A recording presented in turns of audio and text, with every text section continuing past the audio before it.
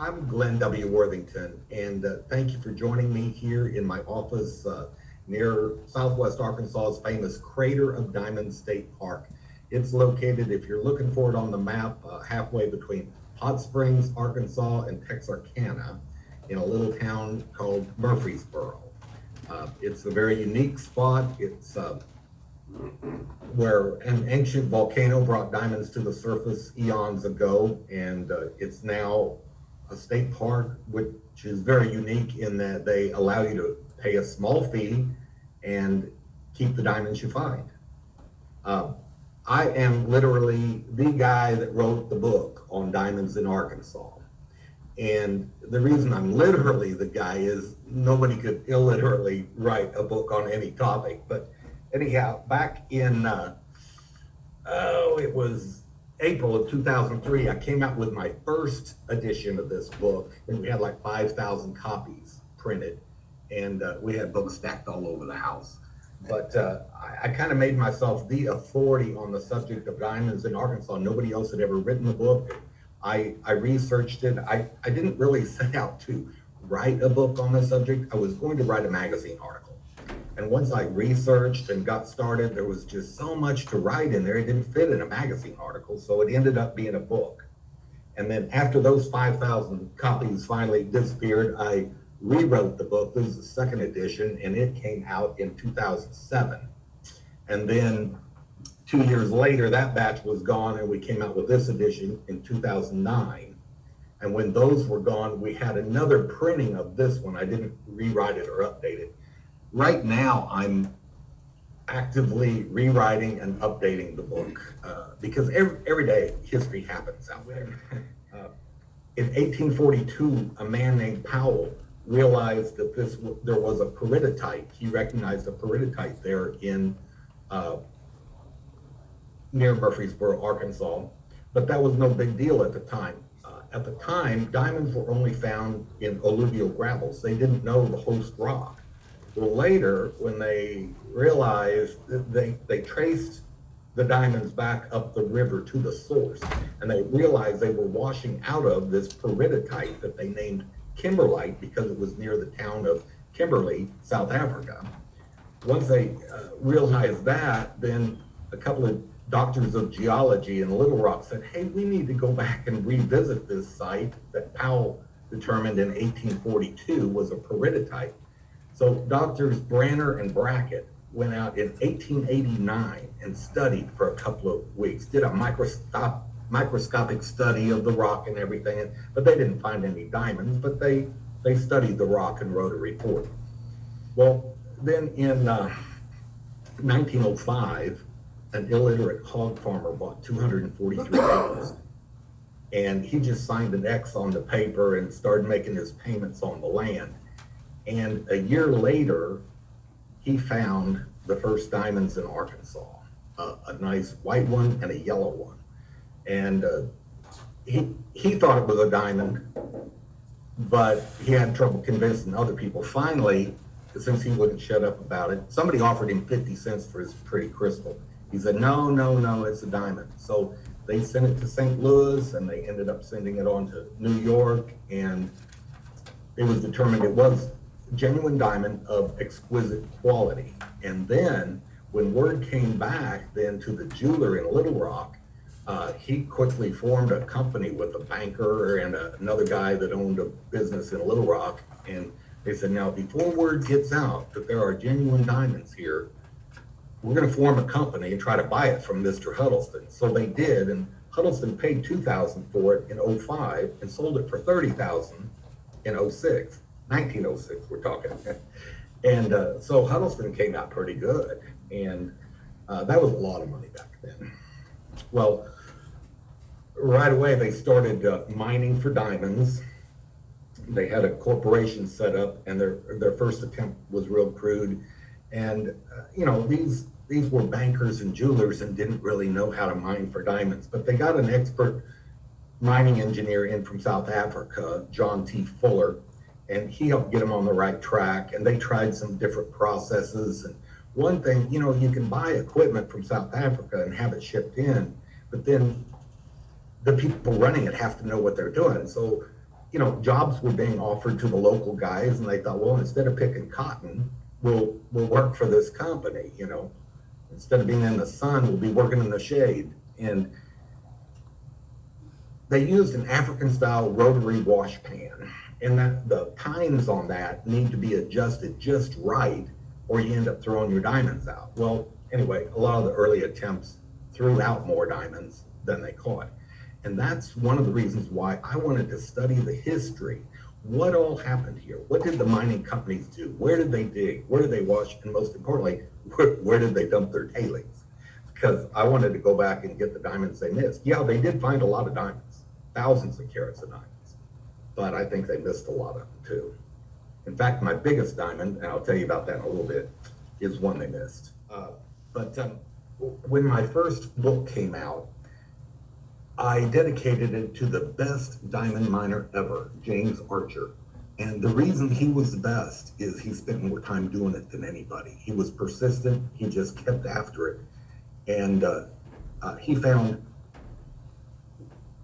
probably 5,000 diamonds. It's hard to know because he would find them and then sell them without registering them in his name. And then the tourists would go up and register it as if they found it so they could go home and tell everybody, look, I found a diamond.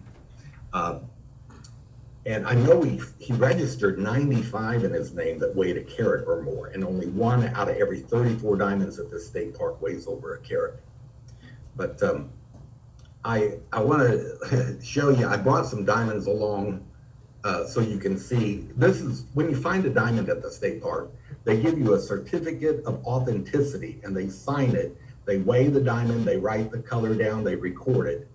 And this is a Mackle, a 13-point triangular shape. Now, I'm going to be referring to points a lot, and you might have more familiarity with gold mining and grams and ounces and things, but in the diamond world, years ago, they established a weight when they had little balance scales. A carob seed was pretty well standard weight. So they would always put a carob seed in one side of the balance scale, and then if you put a 1 carat gem in the other side, it was called 1 carat because it weighed the same as a carob seed. So now if you have something that weighs less than a carat, we divide that up into 100 decimal points of weight. So when I say this is a 13 point, that's 13 100ths of a carat. Also, James Archer found this diamond and registered it on his last day. He always said that when the good Lord calls me home, I want to be right here digging diamonds. Well, that's what happened. He was in his 70s, had a heart attack, and died at the Crater of Diamonds. I've written magazine articles for different periodicals, and one of them was Rock and Gem magazine.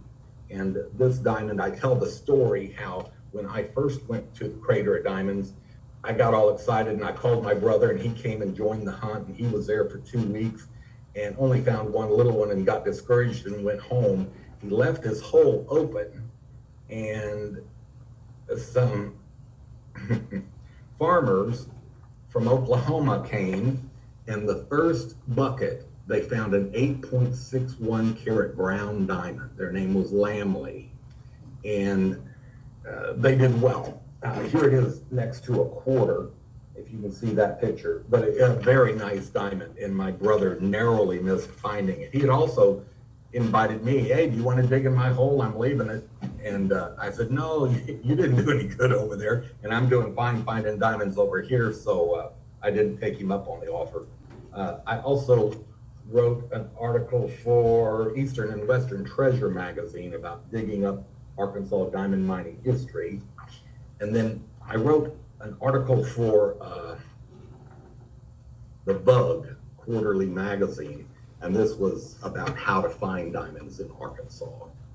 And then, so I'm telling you what I am. I'm a diamond miner and I'm a writer, but what I'm not is, I'm not a gemologist, I'm not a geologist, I've never even had a class in geology, but I've learned a lot along the way. What happened is, I'll tell you how I first heard about this and got involved in diamond mining, or addicted to diamond mining, as my wife would say. So back in the summer of '78, I was working construction in Kansas, and a guy came back from vacation. And we were all eating our lunch there, enjoying our delicious bologna and cheese sandwiches. And I said between mouthfuls, so, where did you go on vacation? And he said, oh, well, I went to that diamond mine in Arkansas. And I thought, you went where? He said, oh, yeah, there's a public diamond mine in Arkansas. And the diamonds are genuine. This isn't quartz crystal. These are genuine diamonds, and they allow you to keep what you find. You just pay a small fee to go in. At that time, it was $2 a day. Now it's $15 a day. That shows you how long ago it was. But you pay a small fee. You get to search for diamonds. You get to keep what you find. And I said, well, that's great. I've never heard that there were diamonds in the U.S. Never heard of that. I thought it was all South Africa. And he said, no, it's the real deal. And, it's not all that far south here, and a day's drive. And it's open to the public 7 days a week. And I said, well, how did you do in your week there? He said, well, I found $1,500 worth of diamonds. And I didn't need a calculator right there to figure out that I could make more money finding diamonds than I was working construction. So I did the only reasonable thing. I didn't show up for work the next day. I quit. And my brother and I drove down to Arkansas to check it out. And when we got there, paid our entrance fee, had driven a whole day, and got there early the next morning, stood at the edge of the field. I'm thinking diamond mine. I'm thinking a cave underground or something like that. And I stood at the edge of the plowed field thinking, sucker, tourist trap, you stepped right in it, a bear trap right on the ankle. And you drove all the way, spent a whole day driving from Kansas to see a plowed field. They've got plowed fields in Kansas. But I thought, well, we came all this way, so we might as well walk out here and see what it's like. And walked around in the dirt, unimpressed. It's just a field of dirt, but it's special dirt. It's volcanic soil that's been tilled. And I wandered around. There's 37-acre search field, and I went down to where some guys looked like they were really serious. There was a old style horse watering trough, and they were standing around it washing stuff through screens, and it was muddy everywhere. They had the mud all stirred up. The area was called the Pig Pen, and you would know why if you had visited. But anyhow, I asked one guy if he was finding any diamonds. He said, oh, yeah. I said, do you have any with you? He said, yeah. May I see them? And so he pulled a little glass vial out of his pocket and said, hold out your hand. And here we are with mud all around. And I thought, don't get them out of the vial. But he poured them into my hand. And the sun came in between the leaves of the tree as the wind was blowing it and would flash light across my hand. And they sparkled back up at me, and they were so beautiful. And they kind of said to me, we're real, we're here, we're beautiful, come try to find us. And we got them all back into his little vial, and I thanked him. And then I went back to find my brother and said, man, I got to do this. And he said, man, I got to get out of here. This is not for me. So we went back to Kansas. I got my wife and the camping gear, and we camped out for 7 weeks. No, excuse me. Yeah, 7 weeks that summer of 78. And I found 10 diamonds. My first one was a 21-point yellow, but we dug, hauled, and washed for 3 weeks without finding anything. And there was a learning curve, and I guess I'm a slow learner, but I was determined, so I stayed with it. I mean, I kind of had to. I burnt the bridge. I quit my job. So living in a tent, digging diamonds all day, and found a 21-point yellow, and I thought, man, I hope it's not 3 weeks till I find the next diamond. The next day, I found a 78-point yellow, and that means just a little over 3/4 of a carat. And I've got that diamond here right now, set in a ring that my wife can wear. It's absolutely gorgeous and perfect. And this is why I contracted a bad case of diamond fever and have not got over it yet. But beautiful diamond. I went on to find 10 diamonds in those 7 weeks, And the largest was a carat 20, but unfortunately it was a brown that had some problems. It had imperfections in it. But anyhow, you take what you can get. And then I went back to normal life, got a job again, construction, and then had kids and would just come down on vacations from time to time. About 28 years ago, my wife and I moved to Murfreesboro. I had to move there for my health. I had a bad case of diamond fever, and where else can you go? So moved down to be near the crater of diamonds, but I still had to work a job during the week, and then on weekends I could dig for diamonds and things. So over the years, I've found 178 diamonds. The two largest weigh over 2 carats each. I found a perfect yellow, gorgeous 2.04 carat yellow Easter sunrise diamond. And then a 2.13 carat brown that I later had cut to a marquee. In fact, here's a picture of the cut diamond. And you see that picture of the ring there? That's a 62 point white. That's a ring I have on my hand. I wear all the time. I found the gold ring while dredging in the river, and then I found the diamond while digging at the crater, and I just had a jeweler put the two together, so I wear it all the time. Anyway, these are my 2 largest diamonds compared to an Arkansas quarter, so you can kind of get a side reference. But I sent a bunch of pictures in with the article I submitted to Gold Prospector's magazine was having a gem issue, and the editor asked me if I would write an article. And I said, sure. And so I wrote the article and submitted photos, and she loved that cut brown so much that she made a 9-inch display of that cut brown diamond. Let me explain about the colors. There are white or clear. About 60% of the diamonds found at the state park are clear. 21% are brown, 17% are yellow. My personal favorite is the yellow, but I sure wouldn't throw this brown back. It turned out really good the way it was cut. Had it graded at the GIA, Gemological Institute of America, and it got a very good grade. So very high quality diamond. Kind of the funny thing, the editor said, oh yeah, we accepted your article and it's coming out in the next issue and all that. So I went to the post office, checked the mail, pulled the magazine out of the mailbox, and who was on the front cover?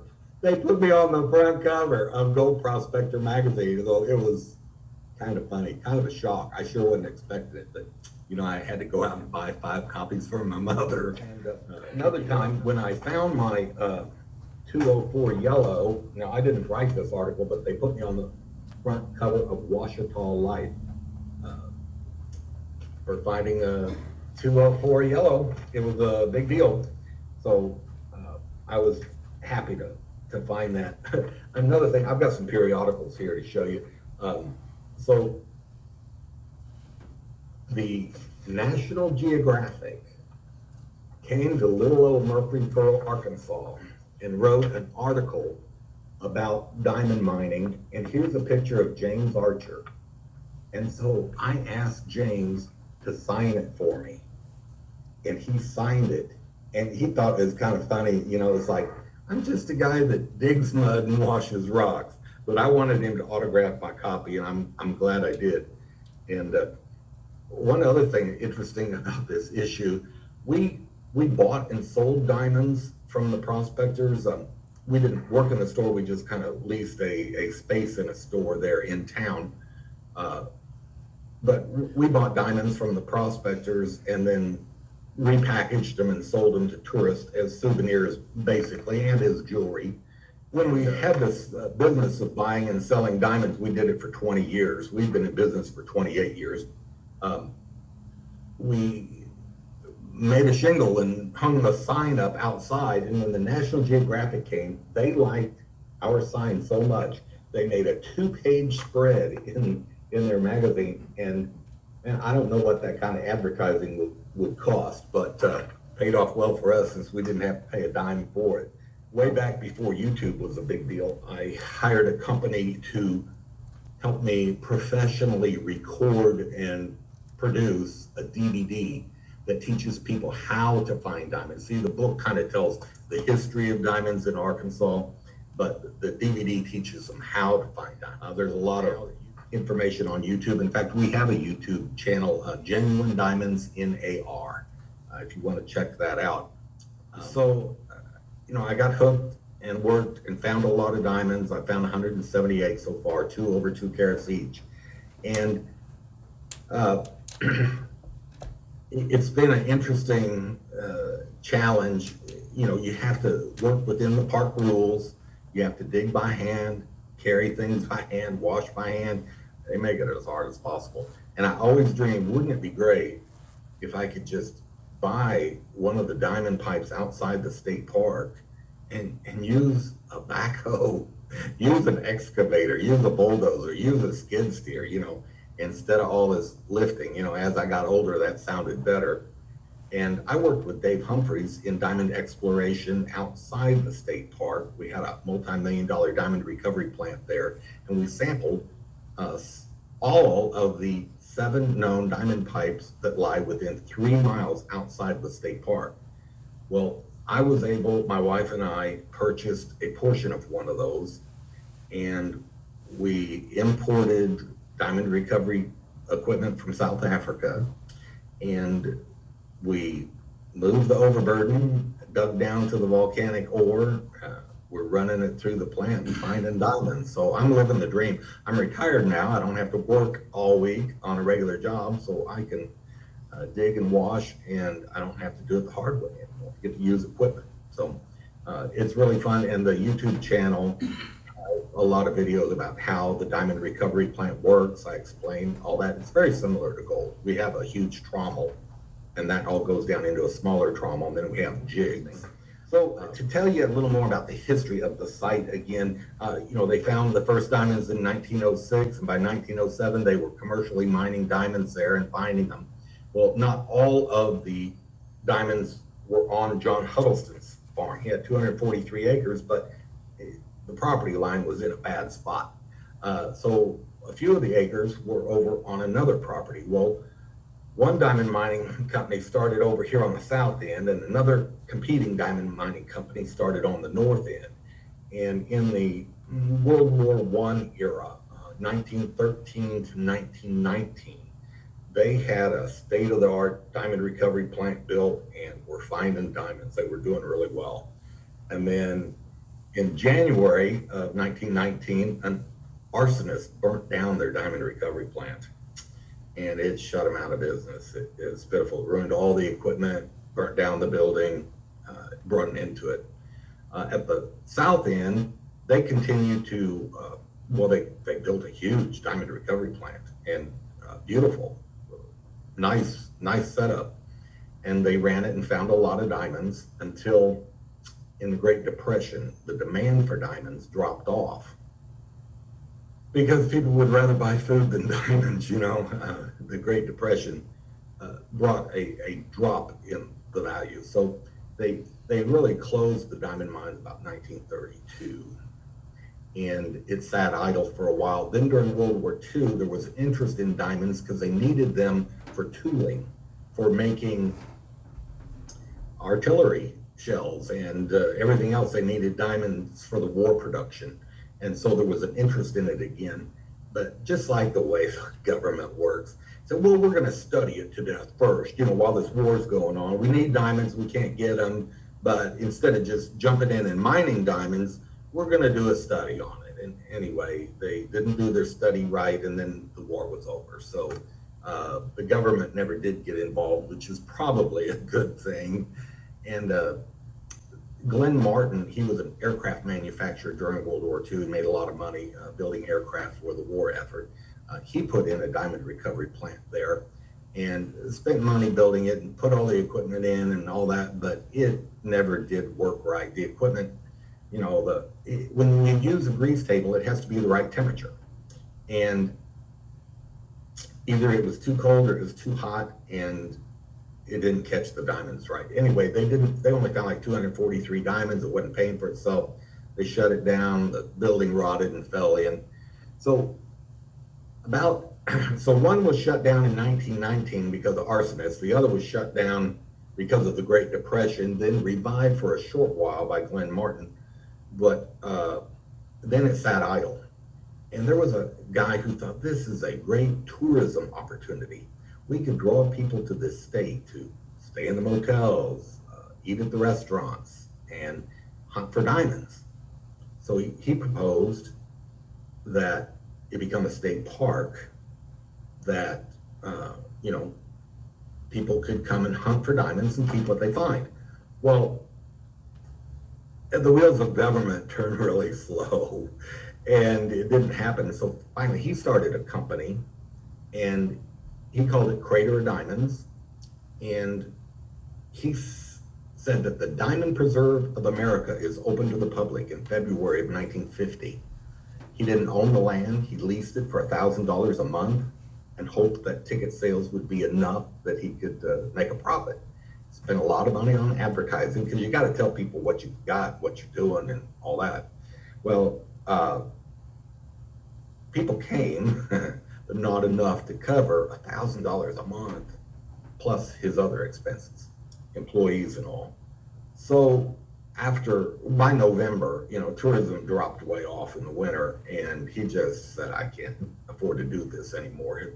His name was Talbot Fields, and he was an Arkansas state representative and kept trying to get the state to make it a state park, but they didn't.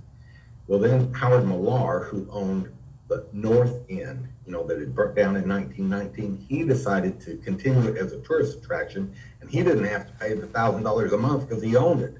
So it worked well with him. And some people found some big diamonds. In fact, I've got a postcard, if I can find it. I've got all kinds of things here, if I could just find them. Well, anyway, there was a 15 and a third. I brought it to show you. A 15 and a third carat diamond found there in the 1950s called the Star of Arkansas. And it cut to a beautiful marquee, and it was very valuable. It was flawless, and it really got a good free publicity for the Millar's Crater of Diamonds. Well, as Howard Millar got older, he wanted to retire and wanted to sell it to the state. And they made a deal. It became a state park in 1972. And the very next year, a retired janitor from Amarillo, Texas came with his family, and they looked and they found the Amarillo Starlight, a 16 and a third carat white diamond. It cut to a marquee as well. It was a very valuable diamond. So the news of the state park went far and wide. A lot of free publicity. Whenever a big diamond is found, they do a press release. They tell everybody they don't have to pay for the ads or anything. It just say, hey, a visitor found a big valuable diamond, and you can too. And so the tourists would just flock. So it really got their state park started off really well. And here's a yellow diamond, a 3 1/3 carat, a friend of mine, Harold Lay, found at the Crater of Diamonds, and they made it on a postcard. And of course, he gets royalties for the photo. No, he doesn't. But anyway, he gets his diamond on a postcard. Here's another postcard. I brought you just a handful of diamonds from the crater so you can see what uncut diamonds look like. Everybody knows what a cut diamond looks like, but what does an uncut diamond from Arkansas look like? And that's one of the topics of one of my videos on the YouTube channel. And then here's another, just a row of the biggest and best diamonds from the crater. So you can see the range in color and quality, white, yellow, and brown, and some very unique diamond crystals. And I made it into a postcard, and that makes it easy for me to show you. And this is one of my favorite. An Oklahoma state trooper just decided on the spur of the moment to take his family, and they found this 4 1/3 carat diamond. It's just delicious. One of my favorite. You may wonder, well, what's the biggest diamond ever found there? Well, the biggest diamond found, not in North America, but the biggest diamond found in the USA was found there at what is now known as the Crater of Diamonds. But before it became a state park in 1924, they were commercially mining it, and they found a 40 1/4 carat white diamond they called the Uncle Sam diamond. Not out of patriotism, as you might suppose with a name like Uncle Sam, But the guy working there, his name was Sam Bashan, and they called him Uncle Sam. So it's Uncle Sam's diamond because he found it. This diamond has now been cut to a 12 and a quarter carat emerald cut and is on display at our nation's museum, the Smithsonian in Washington, D.C. It was recently acquired. So it's only been a year or two that it's been on public display there. Another diamond they have on public display, and I just love it. I might even be able to get a picture of it too.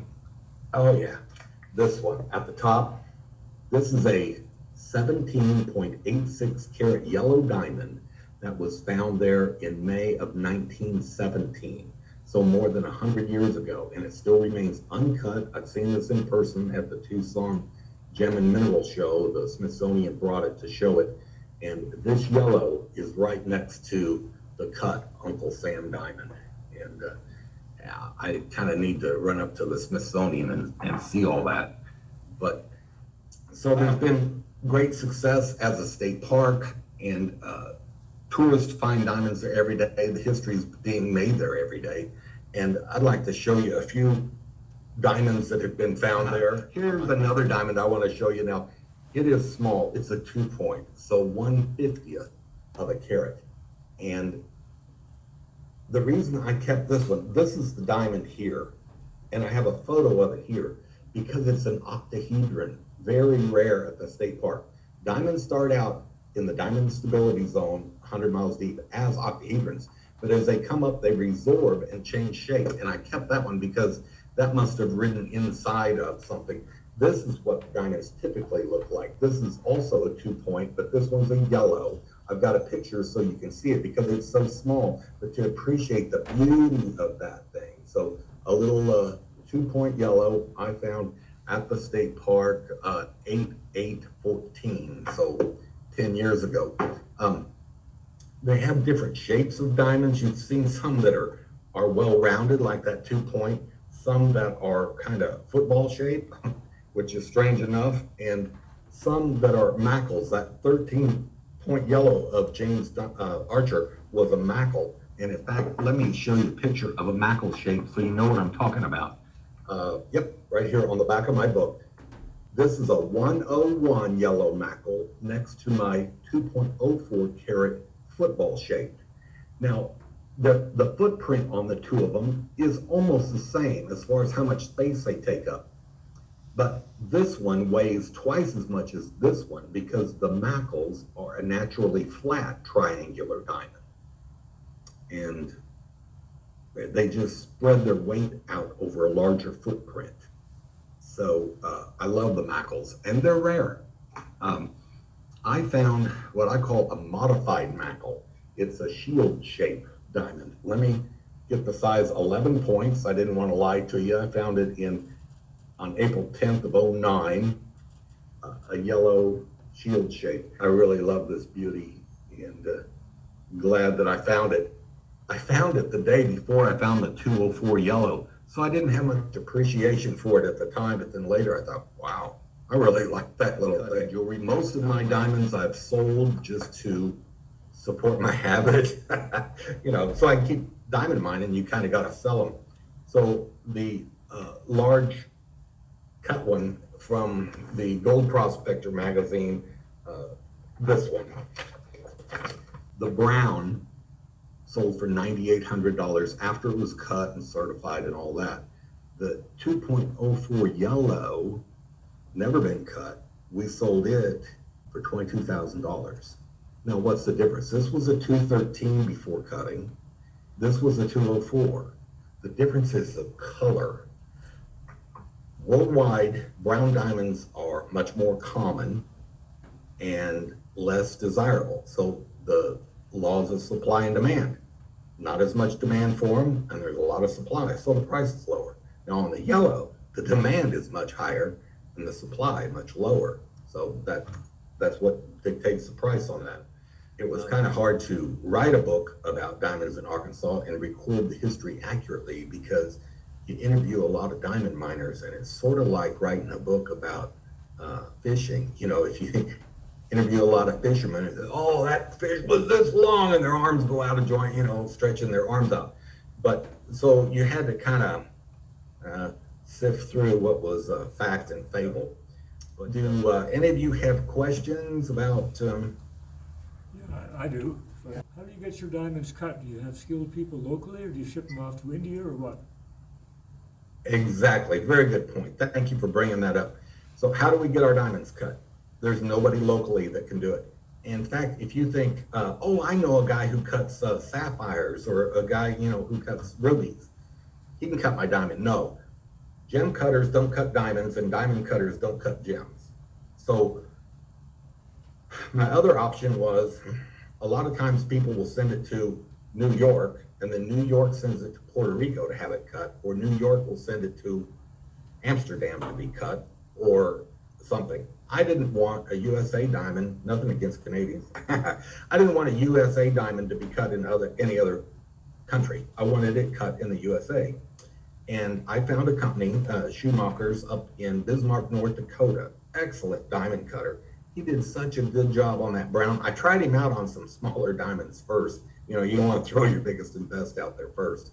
But he did an excellent job at an unbelievable price. I don't see how you could mess with something like that and get all those facets just perfect. But the grade from the Gemological Institute of America on his cut was just excellent. So he did a very good job for a good price. We get them cut in Bismarck, North Dakota, Schumacher's. Glenn, it's Dave. Can you talk about the hardness? Yeah. So back in the 30s, they were trying to get Henry Ford to buy all the diamond mine. And he said, well, I need to test these diamonds, see if they're any good. They might be soft, like quartz or something. And they got a bunch of industrial diamonds and sent to him, and he used them for tooling in his car production line. And those diamonds did not wear out as quick as the other industrial diamonds he was using. He said by their scientific testing on the line using them, they were 27% harder. They lasted 27% longer than the diamonds they were getting from South Africa. So these diamonds are harder. So not all diamonds are created equal. And the fluorescence. Okay. Worldwide, 27% of diamonds will fluoresce under a black light. And that same percentage holds true for crater diamonds. So if you think, oh, I'd love to get in there at night and go hunting with a black light and I'll find diamonds that way, well, you're going to miss 3/4 of them. And the other thing is, barite also fluoresces under black light. And there's a lot of barite all over that field. So you'll get a lot of false positives and miss 3/4 of the diamonds. So the way to hunt diamonds is not to sneak in there at night. You shouldn't be in there anyway. And I never have. I've been tempted, but I never went in there at night, like with a flashlight or anything, or a black light. But if you use the black light, it just wouldn't give you any advantage. But it is kind of cool. I want to tell you one thing. I was amazed. So that 8.61 carat Lamley diamond that my brother missed finding in 1978, there was a guy, Dr. Jim Horan, that wanted to start a collection. Some people collect thimbles, but he wanted to collect the biggest and best diamonds from Arkansas. So I said I'd help him find them. And we went back and found the Lamleys on the farm in Oklahoma, and they still had that diamond, and it was uncut, and they had it in a safety deposit box all those decades, and it was still just sitting there. So we bought it from him to resell to him, and while I had it, I used a black light to see, and that thing glowed white like a nightlight bulb, and it even luminesced. After you turn the black light off, it would slowly lose light. It's not like when you immediately. So some will fluoresce, and some will also luminesce, will stay glowing for a while after you turn off the black light. And that one did. And such a big diamond, and it was a brown diamond and it fluoresced white. So amazing. And some of the white diamonds will fluoresce blue. You just don't know what you're going to get. Are there other areas other than the crater in Arkansas that have found diamonds? Yes. In fact, Dave helped me, and it's all within 3 miles of the Crater of Diamonds State Park. There are 7 known diamond pipes outside the state park, and we dug and sampled them, and Dave was there, Dave Humphreys was there with me when we operated a multi-million-dollar diamond recovery plant to find diamonds in those. Let me explain for a minute, like, why are there diamonds in southern Arkansas and not all over the place? I mean, what is unique about it? And the reason they're there is several factors involved. Continental drifting. When Pangea broke up, the continents drifted apart, and then they drifted back together and rammed into each other. And when they did, it buckled the once flat-laying rock, it buckled it up, and then the continents pulled back apart again, and it left a real weak spot, a deep-seated rift in the rock. And then eons later, there was earthquake faulting and volcanic activity that brought the diamonds to the surface. And they say from 100 miles deep. So we would not even have any diamonds on the surface if it weren't for earthquake faulting and volcanic activity. The volcano brings them to the surface. Do you have faulting that might produce that type of geology? Well, I've been in Southwest Arkansas for 28 years, and I've only heard one earthquake. We stepped out of church one afternoon, there was a giant crack, like a rock cracking, and we didn't feel anything move or whatever, so we don't really have earthquakes here. I think the crust of the earth has settled down and cooled and all that, so there is a fault line that runs all the way from like Texas and Oklahoma right through Murfreesboro, Arkansas at the Crater of Diamonds, and it goes up to what's called Magnet Cove, which is also a big volcanic event, but no diamonds there. And then it continues on up to the Little Rock area, Benton, where there's bauxite, and bauxite is also a volcanic material, but they make aluminum out of it. And the Reynolds Company owned a lot of that at one time up there, and they produced a lot of aluminum for airplanes during World War II. So, so that weak spot, there's volcanic activity all along that line, and different things have come up. Diamonds here and aluminum near Little Rock in bauxite. Okay, thank you. Yeah. Could you go over a little bit, for somebody hobby scale that just wants to go and prospect for diamonds? So our situation, where we're sitting right now, we are just west of the Rocky Mountains. Yeah. I'm from just east of the Rocky Mountains, so we're on the old North American continental plate. Yeah. Diamond mines are directly north of me. I'm in Yeah. Alberta, and there's kimberlite pipes scattered all over the province. Nothing commercial, but they are diamondiferous. We have a lot of mud, anywhere from 50 to 1,000 feet of mud covering them, but we do have placer diamonds Yes. in the river, small, very small quantities. Yes. Yes. Could you talk about how a hobbyist could prospect for them? Well, I think if you would try to get alluvial diamonds, I think a dredge is the way to go. But you need the difference between catching gold with a dredge and catching diamonds with a dredge is vastly different. Even though the equipment's the same, you need a really wide, long dredge because you have to allow time for that diamonds to drop out. The specific gravity of gold is way up there, depending on the purity, around 21 or whatever, but a diamond is 3.52. And our other rocks around here, the specific gravity is 2.65. So when we're dredging gravel out of a river, there isn't a whole lot difference in the density between the diamonds and the country rock, the gravels, the quartz. Do you have a sriracha or something like that used? Yeah, we use a Saruka. So the lamperite has specific gravity of 2.14, so it's a fairly light rock.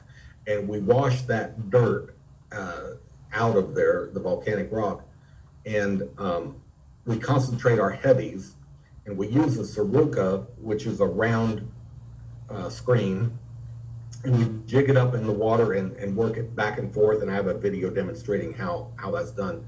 And then you kind of let the water drain out, and then you flip it over, and your diamond should be in the center on the top, along with your other heavies like barite, chromium spinel, red pyrope garnet, green chromium diopside.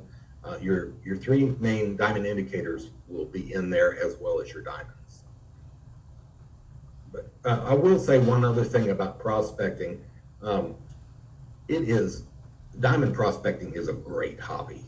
It is really great, but it really stinks as a get-rich-quick scheme because, for one thing, I'm not rich and it's not quick. I started in '78, so not a get-rich-quick scheme, but it is really a fun adventure because you never know what you're going to find next. You don't know if it's in that next shovelful, and you have to be an optimist too. A pessimist wouldn't make a good gold or diamond miner. You have to believe that the reason I'm digging this next shovelful is there could be a diamond or gold, whatever you're looking for, in that next shovelful. That's what keeps you going, is to see what you can find.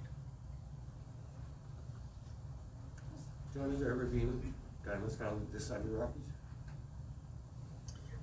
California has diamonds. You know, when they were looking for gold in 1849 and after, they would find alluvial diamonds in the gold, and they never have found that source for that. But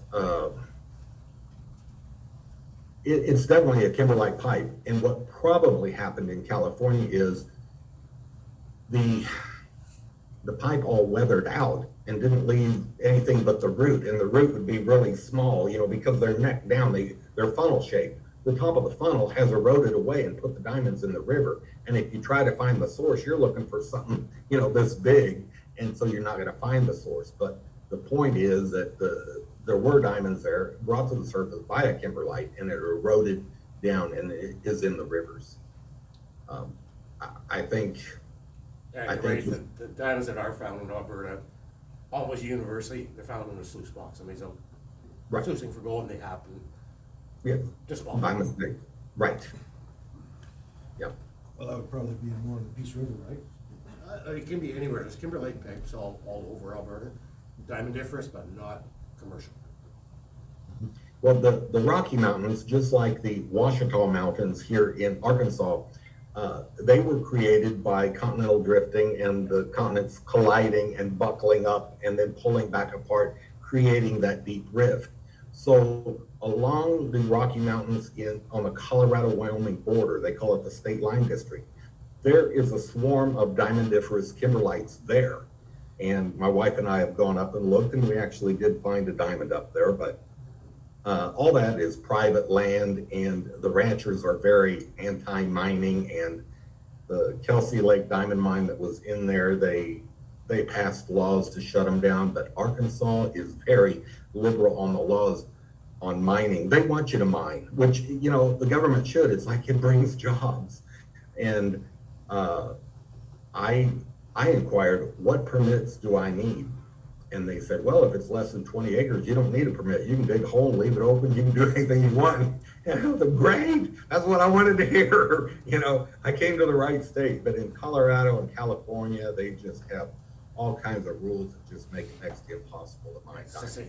Why You don't we need a mine permit to gold? dig a hole deeper than 4 feet by hand. Outrageous. That sounds like at the Crater of Diamond State Park, and that's one thing that aggravated me to where I wanted to move off and dig on my own. I could leave my hole open. You had to dig a hole a certain way, a certain slope, and it's just impossible to get to the depth that you wanted to get to in one day.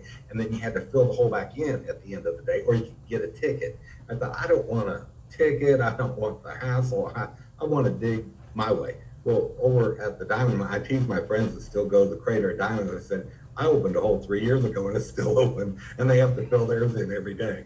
So it's great having your own diamond mine. And then, you know, I tease them too. That, yeah, I dug really hard today. I used an excavator. But I'm getting older, and that's kind of the way I need to dig anymore.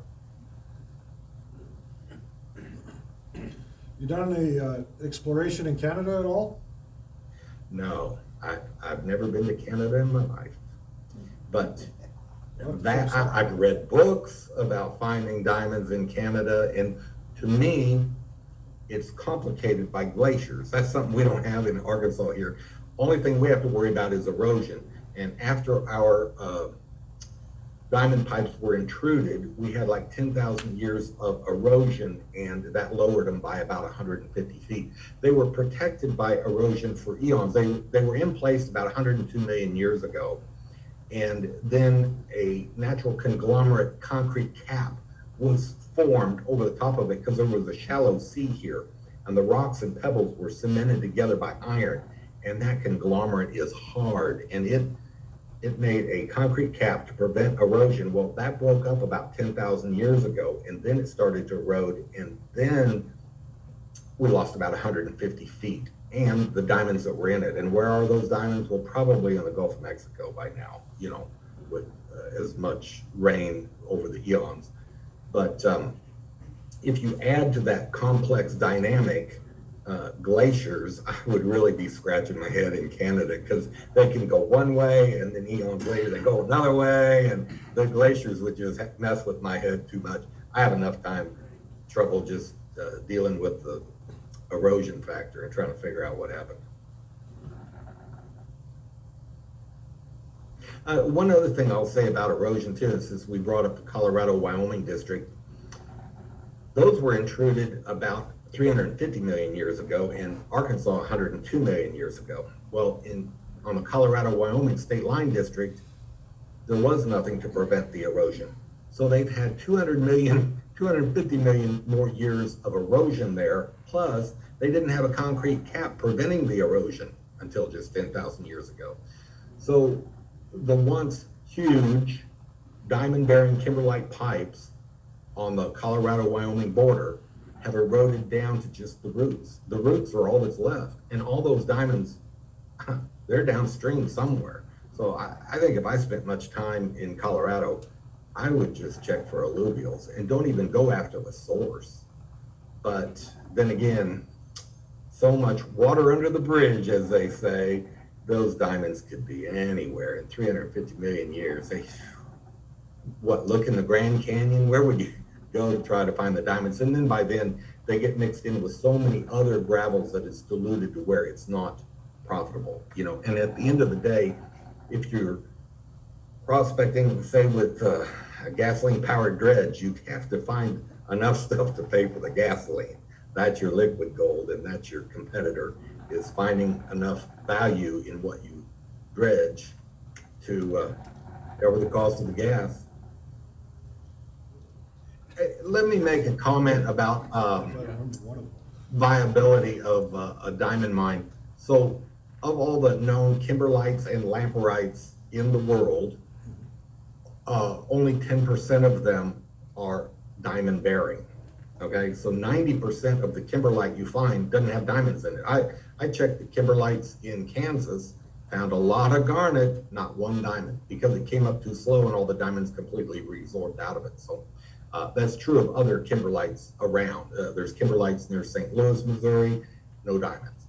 Well, so only 10% of the kimberlites and lamperites in the world even have diamonds. Well, of that category of 10%, only 10% of them are commercially viable. The crater of diamonds is one of those that's not commercially viable. We use that diamond recovery plant that Dave Humphreys visited up there to wash through 9,600 tons of ore from the crater of diamonds. We only found 210 diamonds in that. That is a lot of material. So the crater of diamonds is not commercially viable. However, tourists go in there. A little girl went in there in September on her 7th birthday. She found a 2.95 carat yellow diamond. White diamond. And, a man from France in January, Paris, France, visiting, was there just a few minutes. He found a 7.5 carat diamond. I've got a diamond here I'd like to show you too. Well, if I can find it. But anyway, here it is. I love this beauty. 4.49 carat yellow diamond. Steve McCool found October 31st, 2020, 4 years ago. And I think it's just gorgeous. And so the site is not commercially viable, but somebody finds a 4.5 carat yellow like that is absolutely gorgeous and valuable. So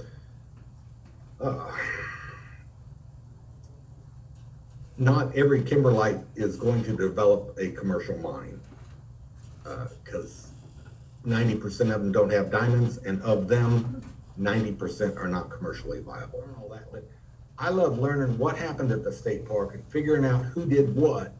And honestly, knowing that led me to my biggest diamond. On the cover of this Gold Prospectors magazine, I'm pointing to an old pipe we dug up under the ground. That is, it was 102 years old when I dug it up. It's a wood lath, in other words, like barrel slats, wrapped with coils of wire. And that was the water main, the pipe. They pumped water up from the Little Missouri River they used water cannons to hydraulically sluice the field. And they were washing all that material down into sluice boxes. Well, that might work great for gold. It doesn't work good for diamonds. And they did catch diamonds that way, but a lot of their diamonds fell off the end of that sluice board, and it started piling up mud and everything that they had washed down, and it piled up and it buried that pipe. And the pipe worked like a riffle in a sluice. And the heavies, the gravel, caught behind that old pipe. Well, my friends and I dug it up. It was too deep for me to dig alone, so 3 of us dug together, probed down. It was 7 feet to the top of it. And that pipe used to be on top of the ground. They had washed that much stuff in the 1920s when they were hydraulic sluicing with that water cannon, that it had buried it. Well, we got down into some good gravel, and that gravel that caught right behind that pipe, and that's where I found my biggest diamond, the 2.13 karat brown, came out of that. And that's why on the cover of the the cover of the Gold Prospector magazine, I'm pointing to that old historic wooden pipe. And I'm a retired plumber.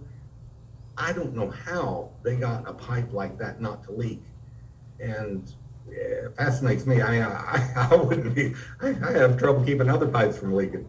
But it was slats of wood with a coil of wire. And we took a section and we cut it out with a handsaw, because they don't let you in there with any power tools in the state park. We cut it with a handsaw and then took bolt cutters and clipped the wire that was the spring around there. And when we clipped it, it went zing. It had a lot of pressure on it. And we took a section out that had the coupling in it, which to me as a plumber is fascinating. How do you couple together a 6-inch wood lath pipe? Well, it was tongue and groove fastened together like that. And we cut that out, and the maintenance men came down and we loaded it up in their deal, and they took it up, cleaned it up, put it in the museum. So I'm pretty happy that my friends and I dug up a piece of history that's in the museum at the Crater of Diamond State Park.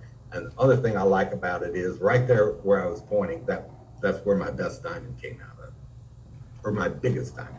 There are still pieces of that wood pipe in active commercial use in BC today. Is that not amazing? That such old technology would still hold up after all this time. Yeah, that's fascinating to me.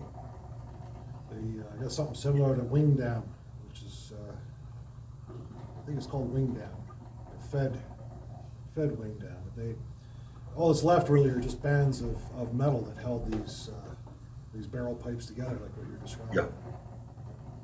How about that? You never know what you're going to dig up. I dug up some old bricks at the Crater of Diamonds, and it had these letters on the bricks. And so I did a Google search and figured out it was made by a company over near Arkadelphia, or near Malvern. And it told exactly where the company was. And because of the lettering on it, that brick factory that's still in business today, I knew that this was made in 1921. Well, in 1921, they were laying the foundation for the new diamond recovery plant.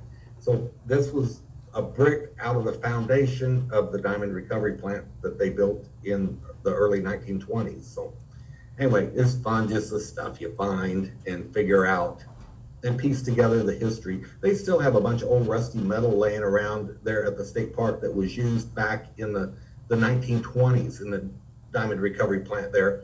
They had a huge flywheel that they used, they would put belts around. They'd have a steam engine to run the motive power.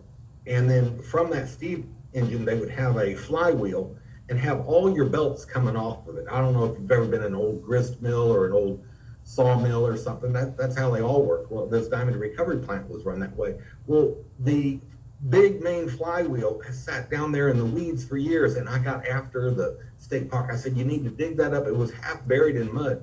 Dig that up and take that up and set that on display with the other equipment. They had other rusty old diamond mining equipment there. A testimony to the fact that somebody tried a commercial effort of mining diamonds here. I finally got them to dig that up and move it. And I'm glad to have it there. Maybe everybody else thinks, oh, that's just a piece of rusted old junk, but it's history to me. It is, it's very neat. And I hope we can maybe talk to you again here. Yeah, that'd be fun. I've enjoyed this. Oh, and I have too. It's so interesting. And a couple days ago, before Dave Humphries told me, I didn't realize we had diamonds down there. Yeah. And so, thank you very much for talking with us. You're welcome. Thank you for inviting me. I've really enjoyed this. It's been fun. Okay. Appreciate the call, Glenn. Yeah, it's good reaching out. Keep in touch, okay? All right, thank Yeah, you. we'll get you back in Enjoyed here. it. Yeah, All right. okay, Bye. thank you.